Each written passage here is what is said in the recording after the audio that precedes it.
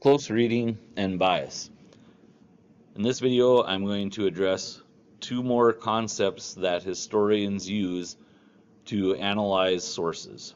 Previously, I've talked about sourcing, contextualization, and corroboration, and I put these two last pieces of trying to understand how to think like a historian together because they are very closely linked. But let's start with close reading. Close reading, basically, while you're reading your document or watching your video and looking at the content that was created by someone, you should be asking yourself, what claims does the author make? What evidence does the author use? What language does the author use to persuade the document's audience? And how does the document's language indicate the author's perspective? So let's use an example. I have on the screen an excerpt from Abraham Lincoln's Gettysburg Address from November of 1863. And let's see if we can identify some claims and evidence and maybe some of the bias that's in there.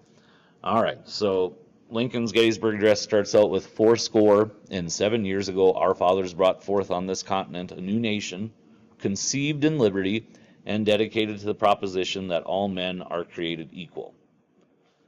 Okay, so first things first, what is the claim Lincoln is making in that opening statement of his Gettysburg Address? Well, the claim is 87 years ago, we created a new country, and it was about liberty and equality. Well, that's a pretty strong claim. I think we could all agree that that's what happened, and that's how our country was maybe created. And then that means we got to look at the evidence. Well, Lincoln doesn't give us any evidence because he's assuming that the people that were listening to him speak in 1863 would have known the Declaration of Independence, and today people who read this, particularly middle school and high school students, probably have also read the Declaration of Independence. So what evidence is in here that helps support his claim that our country was created and it was all about freedom and equality? Well, we think back to the Declaration of Independence, and Jefferson wrote what I would consider to be the heart of the Declaration of Independence, a line that goes like this: "We hold these truths to be self-evident, that all men are created equal, that they are endowed by their Creator with certain unalienable rights, that among these are life, liberty, and the pursuit of happiness."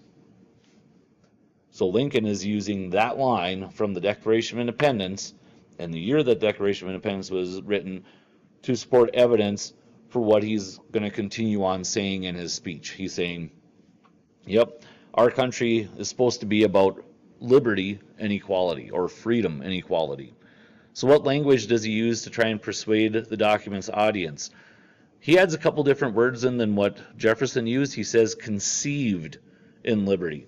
So this idea that our country is actually created about freedom takes us back again to the American Revolution, right? This idea that the people who were living in the colonies did not want to be part of the colonies. They wanted freedom, they wanted liberty, and that's what created our country.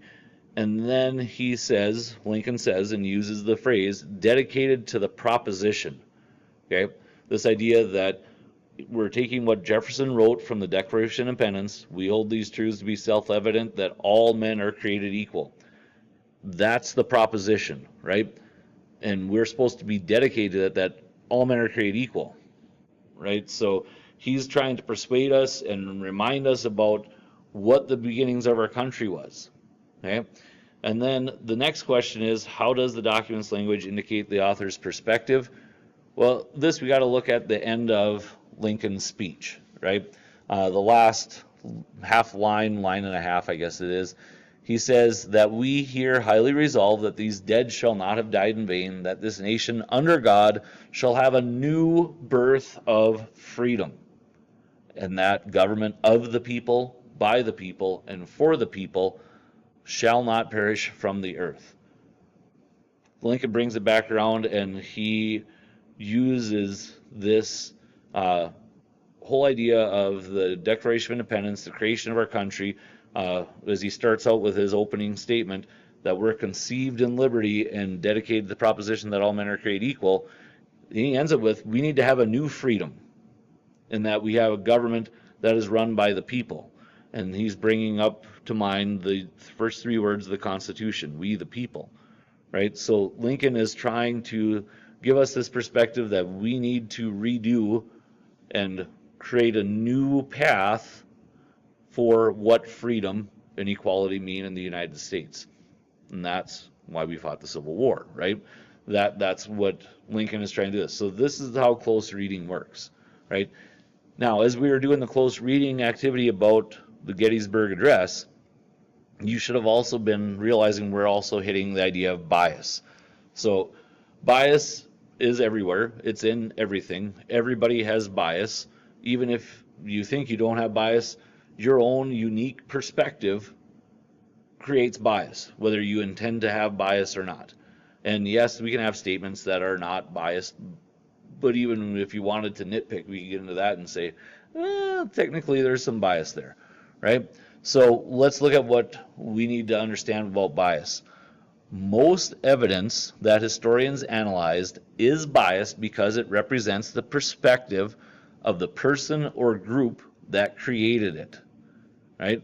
So there's always going to be bias. Now, when you're looking at things, we can try and figure out the bias, and it really helps to have sourced the document or content that you're reviewing, contextualized it and corroborated it, and as you close read it, you should be able to identify bias. So what do?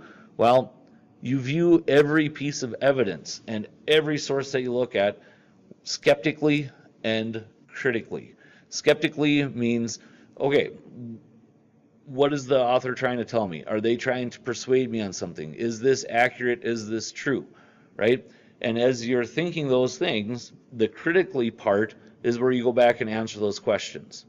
Like, what claim is the author making? Well, now if I go and actually answer that question, I'm thinking critically, and I've also been thinking skeptically about it. So that's what we're trying to do when we say we view it skeptically and critically, right? The next step is evidence should not be taken at face value. We need to consider the author's point of view, okay? So we look at the poster on the screen from World War II. Again, today we'd find that maybe not so much the part about Hitler, but the way the Japanese are being portrayed in the picture is not accurate. But the perspective that we had in the 1940s during World War II was that the Japanese were our enemy, therefore we're going to draw them as like an enemy, right? So that's the author's point of view. We can't take it at face value that that's an accurate depiction of a Japanese person, okay? And then, of course, each piece of evidence must be cross-checked and compared with related sources. That gets us back to corroboration. Corroborating is very key in identifying bias. When you're corroborating, you need to make sure that you are using sources that are different than the original source. So you're looking at a whole nother perspective related to the subject of your original source. So, for example, if you look at all your sources are social media feeds, and they're all produced by creators that all have similar perspectives, of course it's going to be corroborated, but because the bias is there on all of them. So it really helps to look for sources that might be opposed to each other and see, okay, what are they actually saying? And that will help you identify bias. That is close reading bias. Bonus question: were you able to identify my bias in this video?